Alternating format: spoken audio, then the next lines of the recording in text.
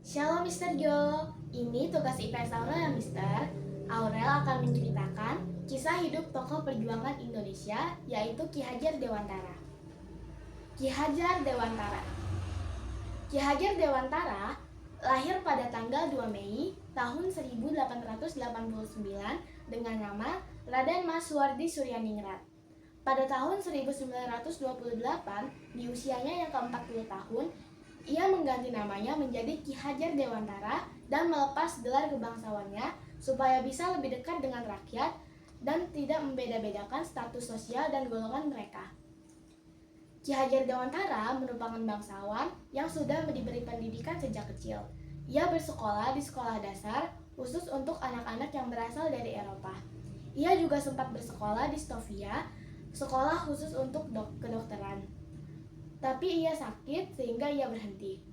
Walaupun gagal menjadi dokter, ia tidak putus asa. Ia melanjutkan mimpinya dengan banyak belajar membaca dan menulis sehingga ia menjadi penulis dan wartawan. Ki Hajar Dewantara juga mengikuti organisasi politik dan sosial. Ia mengikuti organisasi Budi Utomo pada tahun 1908.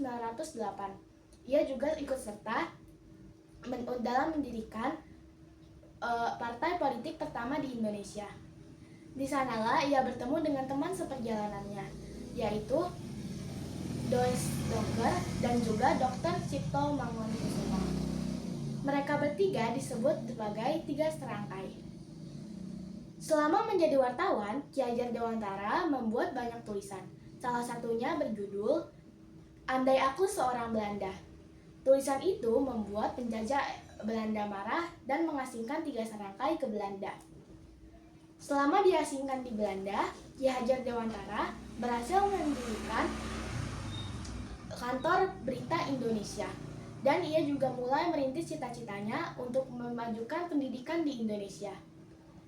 Ki Hajar Dewantara setelah pulang dari pengasingan pada tahun 1922 mendirikan Taman Siswa, yaitu sekolah khusus untuk pribumi. Taman Siswa inilah yang merupakan bentuk perjuangan Ki Hajar Dewantara. Ki Hajar Dewantara juga membuat semboyan yaitu Ing Ngasosung Tulodo yang artinya di depan memberi teladan, Ing Madiang Ngandung Karso yang artinya di tengah membangun kemauan, dan Tutwuri Handayani yang artinya di belakang memberi dorongan. Di masa hidupnya, Ki Hajar Dewantara pernah menjadi Menteri Pendidikan dan Kebudayaan pertama di Indonesia.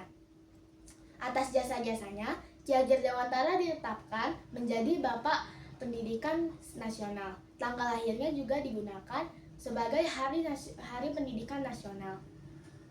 Ki Hajar Dewantara meninggal dunia pada tanggal 26 April tahun 1959 di usianya yang ke-69 tahun. Hal-hal positif yang bisa kita ambil dari cerita Ki Hajar Dewantara adalah: pertama, Ki Hajar Dewantara berani menyuarakan kebenaran dan membela hak bangsa Indonesia untuk mendapat pendidikan. Yang kedua, Ki Hajar Dewantara memiliki ketekunan dan semangat pantang menyerah. Yang ketiga, Ki Hajar Dewantara memiliki kesederhanaan dan juga rela berkorban. Sekian tugas IPS Aura Mister Jo. Terima kasih. God bless you.